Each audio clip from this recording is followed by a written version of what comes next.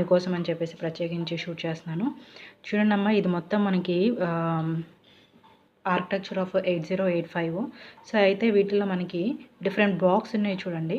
ఇక్కడ మనకి ఒక ప్రోగ్రామ్ అనేది ఎగ్జిక్యూట్ అయ్యేటప్పుడు మనకి ఈ బ్లాక్స్లోనే ఉంటాయి. చూడండమ్మా, ఇక్కడే ఇది ఒక రిజిస్టర్ సెట్ అవుతుంది. ఇది ఒక register set, serial IO ports, interrupts, and ఇక్కడ మొత్తం టోటల్గా మనకి ప్రోగ్రామ్ అనేది ఎగ్జిక్యూట్ అయ్యే ఏరియా అనమాట. అండ్ ఇక్కడ ఈ ప్లేస్ వచ్చేసరికి మనకి ఇన్స్ట్రక్షన్స్ అనేది ఫెచ్చింగ్ చేసుకోవడానికి అండ్ డీకోడ్ చేసుకోవడానికి ఈ 2 బ్లాక్స్ అనేది మనకి యూజ్ అవుతుంది. అండ్ నెక్స్ట్ ఇక్కడ మనకి టైమింగ్ అండ్ కంట్రోల్ యూనిట్. ఈ టైమింగ్ అండ్ కంట్రోల్ యూనిట్ అనేది మెయిన్ అనమాట. సో ఇప్పుడు మనకి హ్యూమన్కి ఎట్లాగైతే బ్రెయిన్ అనేది ఇంపార్టెంటో, ఈ బ్రెయిన్ ద్వారానే మిగిలిన మనకి సిగ్నల్స్ అన్నీ కూడా మన బాడీకి ఏ సిగ్నల్ అయినా సరే మనకి బ్రెయిన్ ద్వారానే రావాలి. సో అట్లాగే ఇక్కడ కూడా ఏంటంటే ఈ టైమింగ్ అండ్ కంట్రోల్ యూనిట్ దగ్గర నుంచి అసలు ఇన్స్ట్రక్షన్స్ యూజర్ రాసిన ప్రోగ్రామ్ ఏంటి, అది ఏ ఇన్స్ట్రక్షన్కి సంబంధించింది, అవన్నీ కూడా ఏం చేయాలి, డేటాని సేవ్ చేసుకోవాలా లేకపోతే రిట్రీవ్ చేసుకోవాలా, సెండ్ చేసుకోవాలా, ఇవన్నీ కూడా మనకి ఈ టైమింగ్ అండ్ కంట్రోల్ యూనిట్ నుంచి ప్రాసెస్ జరుగుతుంది.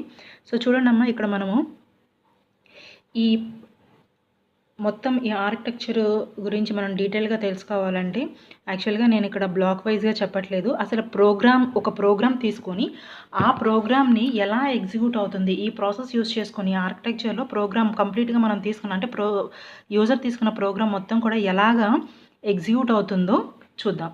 సో అది తెలుసుకోవాలంటే ముందు మనకి ప్రోగ్రామ్ అనేది తెలియాలి. సో నేను ఇక్కడ ఒక సింపుల్ ప్రోగ్రామ్ రాశాను. చూడండమ్మా, ఇలా రాసిందానంటే ఇన్స్ట్రక్షన్ని మనం మెమోనిక్ అంటారు. అండ్ ఇక్కడ ప్రతి ఇన్స్ట్రక్షన్కి ఒక అడ్రస్ అనేది మనం మెన్షన్ చేసుకుంటున్నారు. సో చూడండి, ఇక్కడ LDA అనేది లోడు, MOV అనేది మూవ్, ADD అనేది మీకు తెలుసు యాడ్ ఇన్స్ట్రక్షన్, STA అనేది స్టోరింగ్ పర్పస్కి, HTL అనేది ప్రోగ్రాము టెర్మినేషన్ అవుతానికి. అంటే ఇంతటితోటి the end of the program అని చెప్పొచ్చు సింపుల్గా చెప్పాలంటే.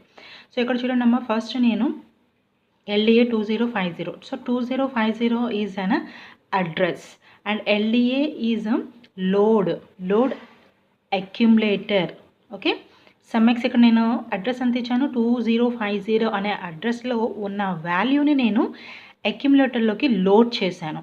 ఓకే, సో లోడ్ చేసుకున్న వాల్యూని ఏం చేస్తున్నానంటే ఇక్కడ నేను ఇంకొక ఇన్స్ట్రక్షన్ యూజ్ చేస్తాను, మూవ్ B, A అన్న. సో ఇక్కడ మూవ్ B, A అనేది ఏంటంటే ఏలో ఎంతైతే వాల్యూ ఉంటుందో ఆ వాల్యూని బీలోకి కాపీ చేయాలి. బి అనే రిజిస్టర్లోకి నేను ఇక్కడ కాపీ చేస్తున్నాను. సో నెక్స్ట్ నేను మళ్ళీ ఇంకొక అడ్రస్ తీసుకున్నాను. ఆ అడ్రస్లో ఉన్న వాల్యూని అక్యుములేటర్లోకి మూవ్ చేసేసాను. అంటే 2051లో ఉన్న వాల్యూ ఎంత వాల్యూ ఉంటే ఆ వాల్యూ అంతా కూడా మనకి అక్యుములేటర్లోకి లోడ్ అవుతుంది.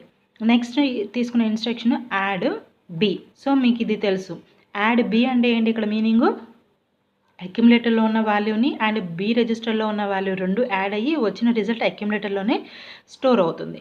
సో ఇంకా నెక్స్ట్ నేనేం చేశానంటే ఇందులో స్టోర్ చేసిన వాల్యూ అంటే అక్యుములేటర్లో స్టోర్ అయిన వాల్యూ అనేది నేను మళ్ళీ ఇంకొక అడ్రస్ తీసుకొని అంటే 2052 అనే అడ్రస్ తీసుకొని నేను అందులోకి మళ్ళీ స్టోర్ చేసుకోవాలి. సో అలా స్టోర్ చేసుకోవాలి అని అంటే ఇక్కడ నేనంటే STA అంటే అక్యుములేటర్లో ఉన్న వాల్యూని 2052 అనే అడ్రస్లో వాల్యూ అనేది స్టోర్ అవుతుంది అండ్ అలా స్టోర్ అయిన తర్వాత ప్రోగ్రామ్ అనేది ఎండ్ అవుతుంది.